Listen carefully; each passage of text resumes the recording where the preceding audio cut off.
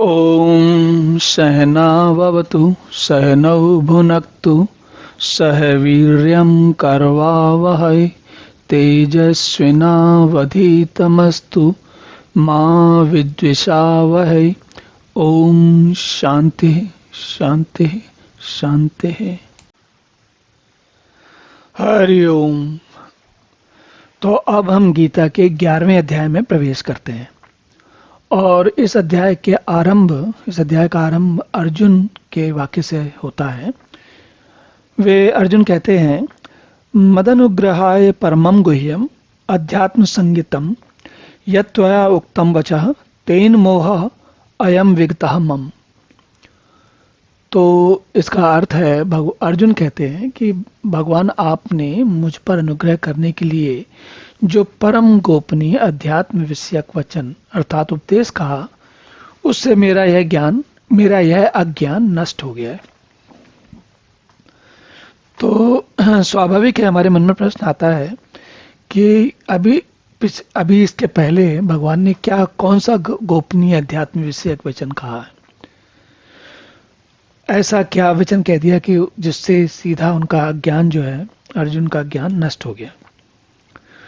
तो उसमें जैसा कि हम जानते हैं, पिछला अध्याय था विभूति योग, और विभूति का अर्थ हमने देखा था। विभूति का अर्थ होता है विशेष भूति या विशेष भूत या फिर विशेष प्राणी। भूत हम जानते हैं, भूत का अर्थ होता है जीवित प्राणी, जो आज या तो जीवित हो या कभी इतिहास में भूतकाल में कभी जीवित रहा हो। तो विभूत का अर्थ होता है जो विशेष, उन जो जीवित प्राणियों में जो विशेष हैं।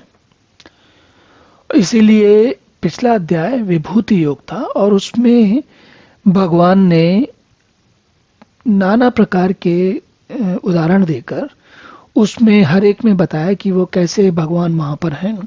और उसके बाद उन्होंने ये भी कहा कि ये जो विभूति हैं, जो सब देखिए सारे प्राणी हैं, उन सारे प्राणियों में जो विभूति हैं, विशेष भूतियां हैं, वे मेरे तेज के अंश के कारण है। उनमें मेरे तेज का अंश है। और ये बात हम दैनिक जीवनचर्या में भी समझते हैं। कुछ लोग विशेष ओजस और तेज वाले होते हैं, सब नहीं होते लेकिन कुछ होते हैं।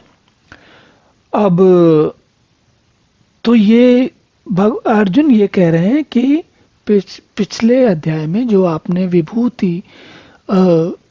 विभूतियां बताई, उनसे मेरा अज्ञान नष्ट हो गया है। तो प्रश्न ये उठता है कि विभूतियां जानने से अर्जुन का अज्ञान कैसे नष्ट हो जाएगा। चलिए अगर हम आज के समय के बड़े बड़े जो फिल्मी स्टार या खिलाड़ी या कोई जो राजनेता है उनके नाम लें, उनके बारे में अगर हम जान जाते हैं तो क्या हमें क्या पता चलता है, उससे हमारा कौन सा अज्ञान नष्ट हो जाता है। तो उनसे हमारा वो अज्ञान नष्ट हो जाता है, जैसे कि अभी तक मान लीजिए कोई टेनिस का कोई खिलाड़ी है, बहुत उसका प्रमुख है, बहुत प्रसिद्ध है, और मुझे आज तक नहीं पता।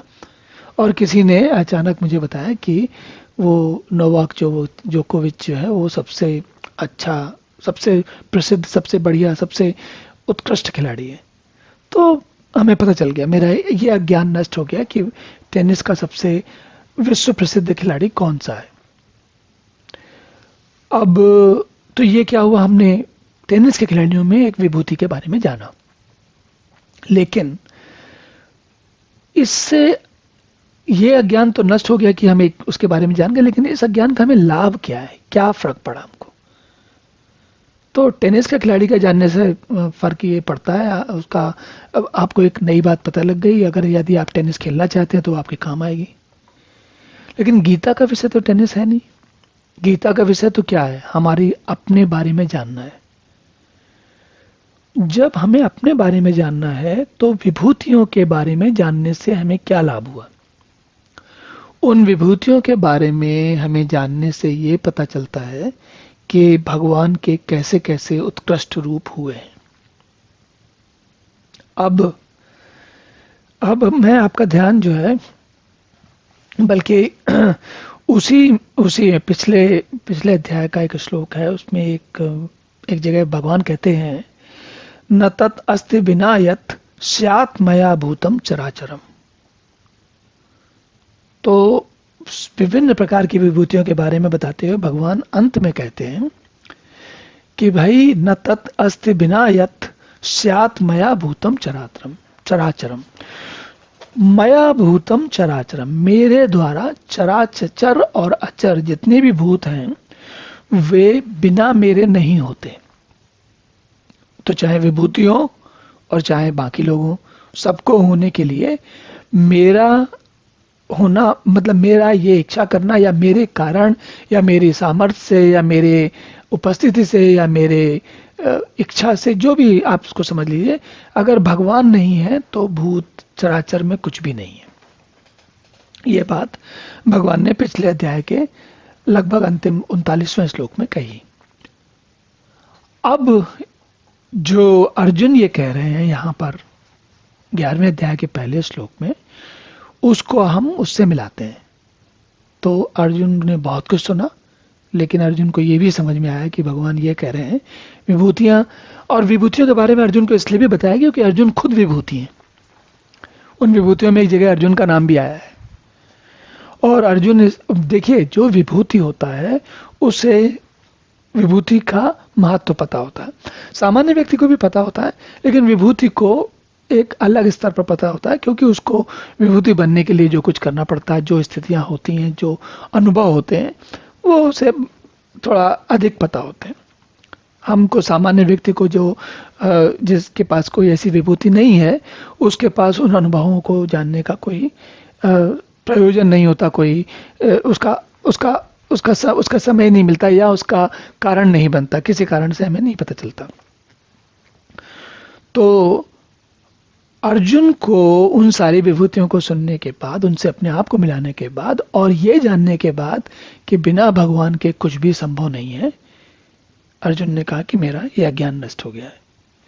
लेकिन अब इस अध्याय में देखिए, पिछले अध्याय में सारी विभूतियों के बारे में बात हुई। विभूतियां मतलब जो हुई हैं या हैं। इस अध्याय में भगवान ये बताने वाले हैं कि ये सारी विभूतियां, जो कुछ भी है, वो कैसे इनका समाप्त होने वाला है, कैसे इनका अंत होने वाला है। और जो इसमें बहुत ज्यादा सावधानी से ध्यान देने वाली बात है कि ये जीवन चक्र है। लोग पैदा होते हैं, लोग विभूति होते हैं या नहीं होते हैं, लेकिन अंत में सब इस जगत को, इस संसार को छोड़कर परमात्मा में विलीन हो जाते हैं, और ये फिर से पैदा होते हैं और फिर से चक्र चलता रहता है।